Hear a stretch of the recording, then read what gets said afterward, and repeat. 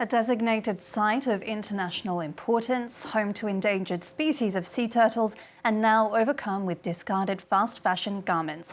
Reporters for Unearthed, working with Greenpeace Africa, found piles of unwanted clothing in Ghana's Densu Delta, the global fast fashion overspill having already overwhelmed Ghana's capital, Accra, with tangled clothes carpeting city beaches and lining canals.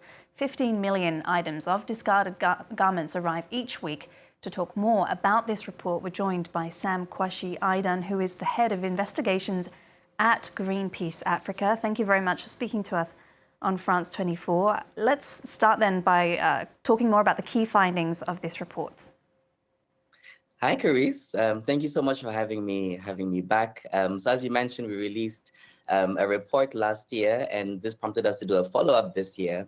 And our investigation actually reveals that the fast fashion situation in Ghana has become so bad that now, new dump sites are mushrooming beyond urban areas, and clothes that are being discarded by UK consumers are actually ending up in protected wetlands in Ghana. And so for our research, we found clothes from UK brands like Next, Marks & Spencer's, Primark, but also other international known brands like Zara and H&M, and clothes from these brands were being dumped at multiple sites within or near the Densu Delta. And one particular dump site, which you can see in the images here, known as Glefe, now actually looms taller than a two-story building in some places. And so the team and I were able to identify and verify these dump sites across the protected wetlands in Ghana using a geospatial AI platform called Pictera, which revealed that the textile waste was actually covering 40 hectares of land, which is the equivalent of about 50 football pitches. Yeah, the images are really staggering. We look at that and think, okay, there are bound to be environmental impacts of all of this. Can you tell us about that? Yeah, so, this is affecting one of Ghana's most ecologically important areas, which is called the Densu Delta.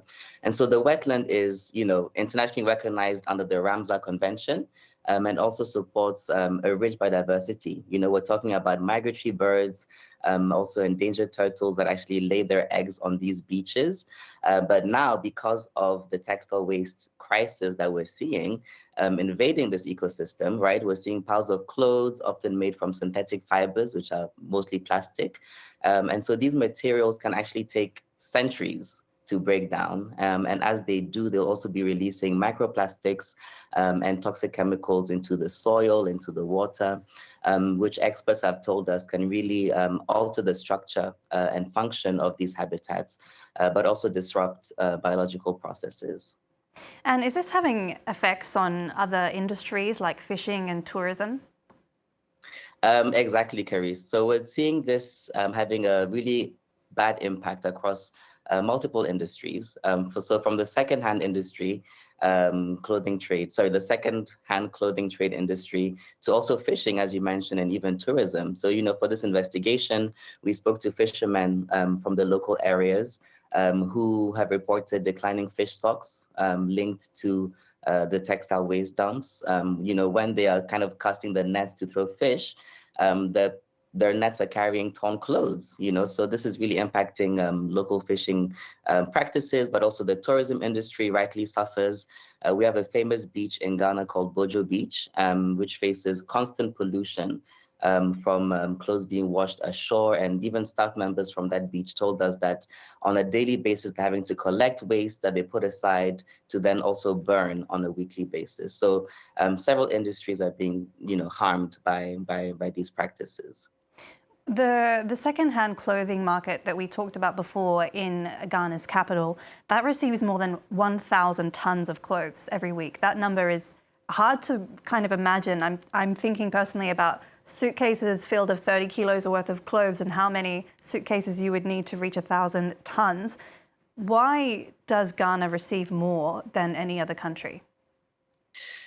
So that's a good question. I think I'm going to talk to you a bit about like the data and the statistics around all of that. I think it's important to note, so during your research, we actually found that the UK actually sent more fast fashion waste to Ghana last year than any other country. We're talking about 57,000 tons, according to UN trade data.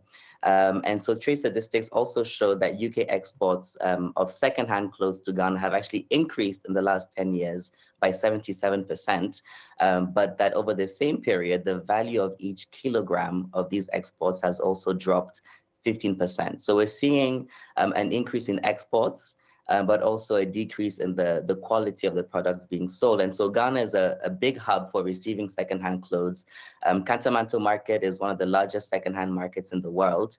And so, we receive these clothes because we have an industry that relies on it. We have a big secondhand industry that wants to receive these clothes and sell them on. But the issue that we're seeing is that most or a lot of the clothes being shipped to Ghana is just waste. And so that's why we're seeing it end up on these dump sites. And so these tons of unsellable clothes are what is overwhelming existing dumps, but also driving the spread of informal dump sites into these protected wetlands. So tell us more about what these fast fashion brands had to say. I read in the report that brands like Primark and H&M, they acknowledge that there is a problem with processing textile waste, but what then is the solution as well? Yeah. So you're spot on. We gave the brands an opportunity to respond and share their thoughts. And so, the fashion labels acknowledge that the industry faces challenges around, processing, textile waste. And so a lot of these brands also have what they call a take-back scheme that helps kind of address this issue.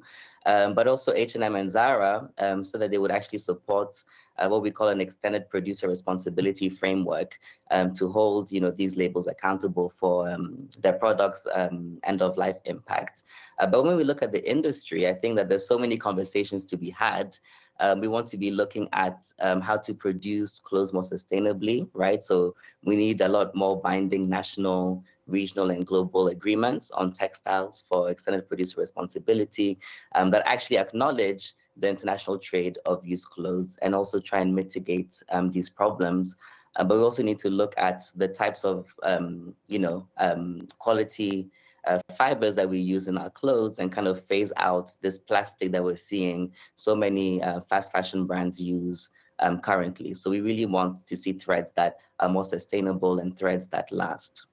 All right, interesting stuff and very important work. Thank you very much for speaking to us, Sam Quashie-Idun, the Head of Investigations at Greenpeace Africa.